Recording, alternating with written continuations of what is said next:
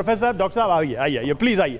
अब आपने सुना, आप यहीं रहिए, हम सीधे सीधे बात करेंगे, आमने सामने बात करेंगे कि थोड़ा थोड़ा पीछे आइए।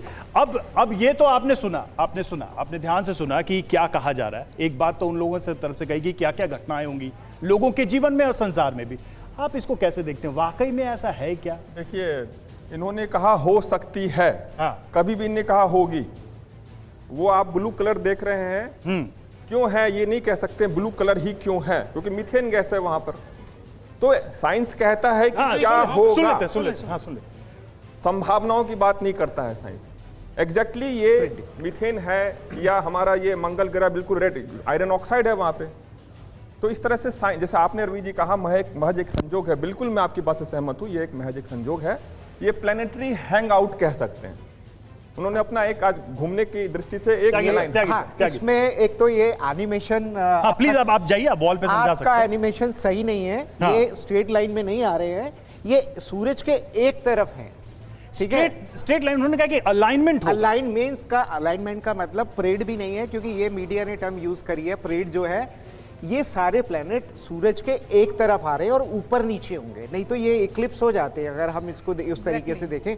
विनस जो है, हमारा मरकरी जो है, वो अभी पीछे है, वो नहीं दिख रहा है। 28 फरवरी को वो भी आ जाएगा यहाँ। ठीक है, बिल्कुल, सातों का अलाइनमेंट अलाइंड मतलब ये अलाइंड मतलब एक तरफ है, इसका टेक्निकल मीनिंग ये है।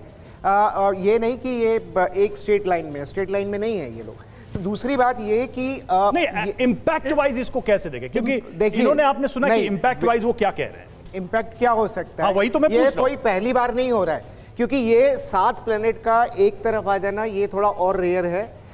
एक कहें कि 1000 साल में 6 या 7 बारी ये होता है। और ये तो 10 से 15 साल, जो 6 प्लेनेट है 15 साल में, ठीक है, सुनते ये पॉसिबल है। सुनिए 1 मिनट, पहले पूरी बात सुन लीजिए। मैंने आपकी बात सुनी है, आराम से उधर खड़े हो जाइए। देखिए, हर प्लेनेट की एक परिधि है। सर आप उधर कैमरा है, पब्लिक उधर है, उधर देखते हुए बात करते हैं। आप सब जानते हैं हर प्लेनेट की एक परिधि है, और हमारा जो साल है इस बात पे निर्भर करता है कि वो ग्रह कब सूरज का एक चक्कर लगाता है। सबसे जल्दी चक्कर कौन सा लगाता है? मरकरी लगाता है। सबसे लास्ट में कौन सा लगाता है? हमारा नेपच्यून लगाता है। और कभी ना कभी हर अपनी गति से चल रहे हैं, अपनी दूरी पे भी घूम रहे हैं, और कभी ना कभी एक ऐसा इंसिडेंस बन सकता है, क्योंकि आज की तारीख में बहुत सारे ऐसे सिमुलेशन के सॉफ्टवेयर हैं जहां पे आप ये कर सकते हैं, टाइम को कैलकुलेट कर सकते हैं। मिश्रा जी, कोई प्राकृतिक प्रभाव नहीं पड़ता है? बिल्कुल नहीं मिश्रा जी, अब ये नेचुरल चीज है। बोलिए, अगर सन के, सुनिए, हमारे देखें, हमारे सूर्य के बाद सोम है, मंगल है। अगर इनके सन के करीब में मरकरी है, तो उसके बाद सन के बाद है, सोम के जगह क्यों नहीं बनाए मरकरी? ये बना सकते हैं। सोमवार के बाद बुधवार लाएंगे, बुधवार के बाद शुक्रवार लाएंगे, शुक्रवार के बाद मंगल पर लाएंगे। ये नहीं ला सकते हैं, हम ला सकते हैं। हमारा सिद्धांत है, हमारे सूर्य के बाद चंद्र है, मंगल है। श्रुति जी, मुझे लगता है आपको आना चाहिए, काफी बात यहाँ आगे बढ़ गई। चंद्रमा, दोनों चीजें, चंद्रमा तो ग्रह भी नहीं। मैं आपको बताना चाहता हूँ, हमारे यहाँ दिवारात्रि का विधान है। हमारा दिन का राजा है, रात्रि के राजा है। अगर सूर्य के करीब में बुध है, सूर्य के करीब में बुध है, इनके सिद्धांत से हमारे जो संडे के बाद बुधवार आना चाहिए, बुधवार नहीं है। इधर थोड़ा सा हम आते हैं वापस, हम इस चित्र पे वापस थोड़ा सा पीछे जाइए। हमारा निश्चित है, इनका उत्तर तो लीजिए। अब उत्तर मैं आपको डेटा देती हूँ, आप प्रभाव की बात कर रहे हैं। आप ये जानते हैं कि जब थोड़ा सा हम पीछे जाते हैं, क्योंकि हमें नहीं दिखाई दे रहा, हम प्रेडिक्ट नहीं कर सकते। नहीं, that is what I want to tell you. I can tell you the data. I can tell you the data कि जब डाटा जब होने के बाद जोड़ा गया है, यही दिक्कत है आप लोगों का। नहीं, बिल्कुल नहीं, नवग्रह हो गया उसके बाद कह रहे कि हमने तो पहले नासा की ऑब्जर्वेटरी भी नहीं बनी थी। ठीक है, नासा की ऑब्जर्वेटरी भी नहीं थी, कोई प्रेडिक्ट नहीं कर पाया थे कि सोलर सिस्टम क्या है। आप हमारे प्राचीन से प्राचीन, आप हमारे प्राचीन से प्राचीन मंदिर में चले जाइए रवि जी, आज से 2000 साल पुराने मंदिर में चले जाइए, आपको सूर्य सेंटर में मिलेगा। आप चलिए, नासा को तो मैं इसमें एक चीज कह रहा हूँ, मैं आप लोग अपने स्थान ग्रहण करिए। हाँ, हमारे अश्वनी थे साक्षु प्राणेन सरस्वती वीर्यम चंद्रो बलिंद्र। बताइए, किसी को समझ नहीं आ रहा आप क्या बोल रहे हैं? अरे बताइए। हिंदी में बताइए। किस राशि में लगेगा, किस नक्षत्र में लगेगा? कि हर व्यक्ति के एक नक्षत्र में जन्म होगा। मिस्टर त्यागी के भी पिता से ही संतान है, इनके बाप से ही जन्म है ना, माँ से ही जन्म है ना, उनका भी एक नक्षत्र है, उनका भी एक योग है। एक खाली कहेंगे, प्रमाण नहीं करेंगे। हम डीपी शास्त्री ज्योतिष का प्रमाण भी करेगा, चलिए मंत्र भी देगा। अपना स्थान ग्रहण करते हैं। हम अगले सेगमेंट पे आते हैं, हम अगले सेगमेंट पे आते हैं। शास्त्री जी नाराज होने की जरूरत नहीं। देखिए ग्रहों का एक असर तो हमें यही दिख रहा है। ग्रहों का एक जो प्लेनेटरी परेड है उसका असर, आप बैठिए, मैं आ रहा हूं, आप ही की सीट पे आ रहा हूं, आप ही की सीट पे आ रहा हूं। तो ये आपने देखी कि एक विज्ञान और ज्योतिष विज्ञान जो है किस तरीके से एक ही विषय या एक ही घटना को लेकर अलग अलग ओपिनियन। अंतरिक्ष में ग्रहों के इस महासंगम से पताका योग बन रहा है। अब पताका योग क्या है इसकी भी हम बात कर लेते हैं। 100 साल बाद ऐसा योग बन रहा है। बृहद संहिता के 46वें अध्याय में जिक्र है, बताया गया है कि इस योग के शुभ और अशुभ संकेत होते हैं।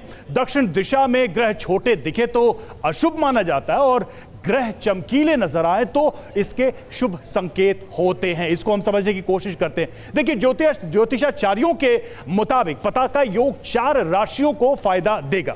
अब वो 4 राशियां कौन कौन सी है? देखिए मेष है, वृषभ है, मकर है, कुंभ है, जबकि कर्क, वृश्चिक, मीन और मिथुन राशि के जातकों को समस्या आ सकती है।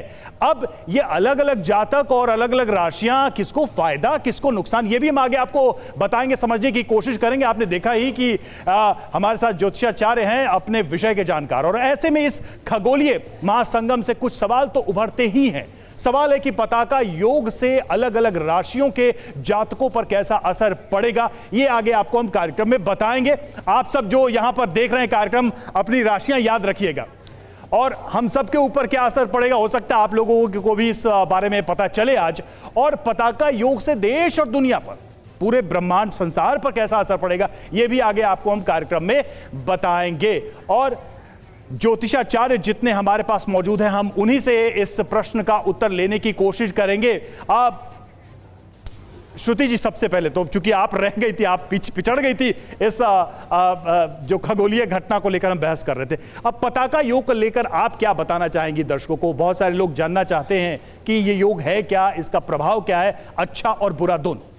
देखें, किसी भी चीज़ को उससे पहले कि मैं उसका कोई निष्कर्ष निकालूं, साइंस में भी यही होता है कि हम कोई मीन्स एंड मेथड होता है ऑब्जर्व करने का, है ना, कि हमने ये मेथड अप्लाई किया तो हमारे पास ये रिजल्ट आया।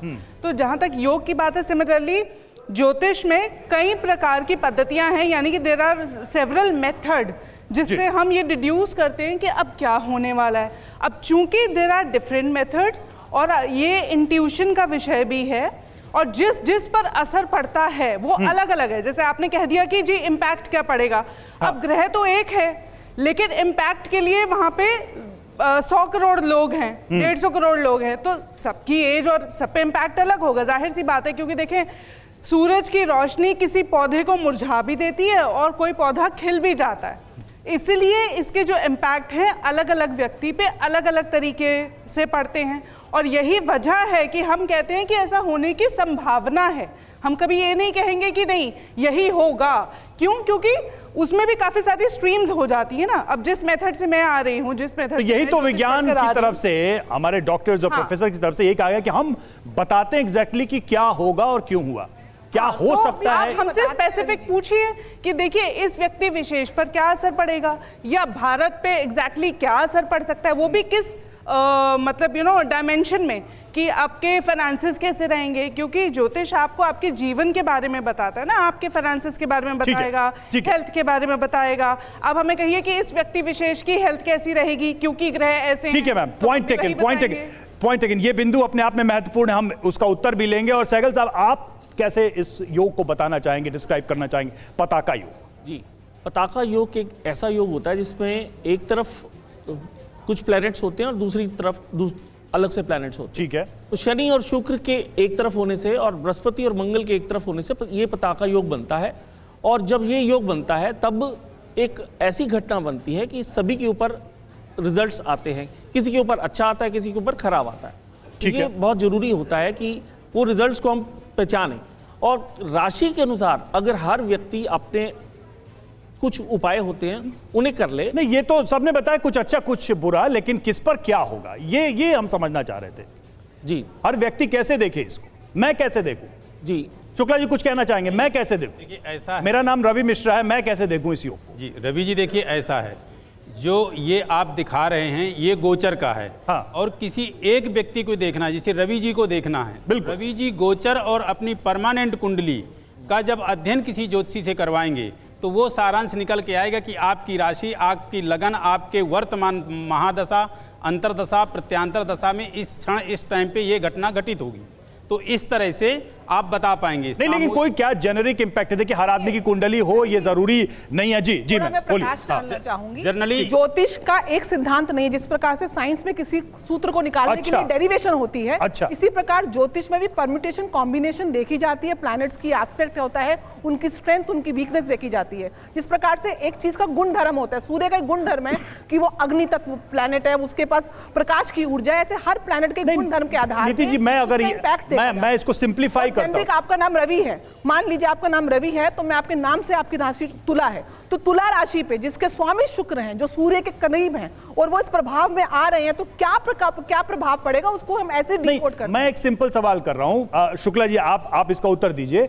मैं एक सिंपल सवाल कर रहा हूं कि क्या ऐसा संभव है कि आप 6 ज्योतिष हमारे पास बैठे हैं और एक ही घटना के प्रभाव को लेकर आप लोग की गणना अलग अलग हो? नहीं, अगर ये विज्ञान है तो एक ही कैलकुलेशन क्यों नहीं, एक ही रिजल्ट क्यों नहीं? गणना में वेरिएशन, हाँ ठीक है, प्रभाव का प्रभाव, विपरीत आत्मक प्रभाव नहीं होता। ठीक है शुक्ला जी, क्या प्लैनेट की एक ट्रेड्स हैं, वो हम सब, मैं 10 बताऊंगी, शुक्ला जी 5 बताएंगे, श्रुति जी 2 और बता देंगी, क्योंकि एक प्लैनेट मल्टीपल चीजें सिग्निफाई करता है। रवि जी जो ज्योतिष के आधार पे बताया जाएगा, हम जो 6 बैठे हैं या 5 बैठे हैं, वो एक ही सारा निकल के, तोशिका कुछ कहना चाह रहे, नहीं निकल के आएगा। तोशिका जी आप कुछ ऐड करना एक चीज आपको बता, नहीं शुक्ला जी लौट रहा हूँ, काफी देर से उनको कुछ कहना चाह रही थी, हम लौट रहे आपके पास मुझे पता है कि आप कुछ पॉइंट ऐड करना चाह रहे, तो वहां पे बात रह गई थी। जैसे आप कैलकुलेशंस की यहाँ पे बात करें, नीति जी ने और यहाँ पे अरविंद जी ने एक चीज़ यहाँ पे बहुत क्लियरली बोली कि आपकी राशि के अनुसार जो है आपकी प्रेडिक्शन की जाती है, लेकिन उसके साथ साथ आपका गोचर स्थिति क्या चल रही है, दैट मीन्स ट्रांजिट क्या चल रहा है। जिस प्रकार से ये प्लैनेट्स अलाइन हो रहे हैं, ये ट्रांजिट को रिप्रेजेंट करते हैं। आपकी व्यक्तिगत दशा क्या चल रही है, उसी तरीके से मैं उसी पॉइंट पे नीति जी आ रही हूँ, प्लीज। आपकी महादशा, अंतरदशा, प्रत्यंतर दशा क्या चल रही है, फिर उसके बाद जो गोचर का अलाइनमेंट आपकी कुंडली से क्या बैठ रहा है, उसके हिसाब से यहाँ पे जो है गणना की जाती है। और एक चीज आपने जरूर यहाँ पे बोली थी कि हम जो 6 लोग हैं या 7 लोग हैं यहाँ पे, हमारी कैलकुलेशन डिफरेंट जा सकती है। देखिए मोडालिटी जो है वो एक ही है। हाँ, कई बार ये चीज होता है कि किसी की जो नजर है, दृष्टि है, वो लेफ्ट में जा रही है, किसी की राइट में जा रही है। अच्छा। लेकिन जो कंक्लूजन होगा वो एक्चुअली में एक ही फॉर्म पे आके परसिस्टेंट यहाँ पे रहेगा। उसका रीजन ये है क्योंकि प्लैनेट के जो बेसिक नेचर्स हैं उन्हीं के हिसाब से और आपकी दशा और तिथियों के हिसाब से ही हम यहाँ पे गणना करते हैं। ठीक है, तो आपकी कैलकुलेशन तो गणना की बात होगी। जी जी त्यागी सर, एक ले लेते हैं उधर से उत्तर। एक चीज और जल्दी से, एक चीज और कहना चाहूंगा। सबसे प्राचीन क्या है हमारे धर्मशास्त्र में? वेद। तो ये वेद की जो ज्योतिष है, वेदस्य निर्मलम चक्षु ज्योतिष शास्त्र में कलमसम, यह वेद की चक्षु है, नेत्र है, इससे प्राचीन और कोई विज्ञान और